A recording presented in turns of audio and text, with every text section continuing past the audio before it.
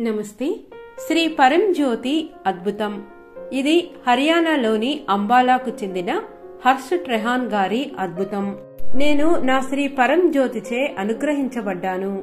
నేను నా కుటుంబంతో చాలా ఇబ్బందికరంగా ఉండేవాడిని. నేను ఎవరి మాటైనా వినడానికి నిరాకరించేవాడిని. జీవితంపై ఆశలన్నీ కోల్పోయాను. నేను నిరుత్సాహానికి, నిరాశకు గురి అయ్యి తీవ్రమైన అపరాధ భావంతో బాధపడ్డాను.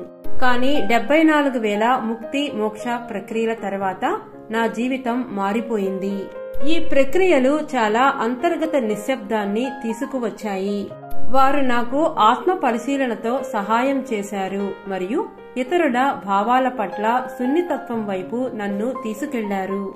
ఇప్పుడు నిరూపించడానికి లేదా వాదించడానికి అవసరం లేదు. నేను ఏది వచ్చినా దానితో ప్రవహిస్తున్నాను. అంతర్గత పోరాటాలు లేవు.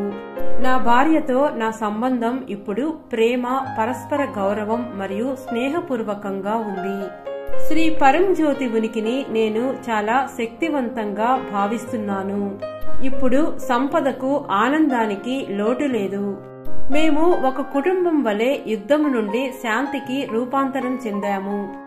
కోటి కోటి ధన్యవాదాలు శ్రీ పరంజ్యోతి.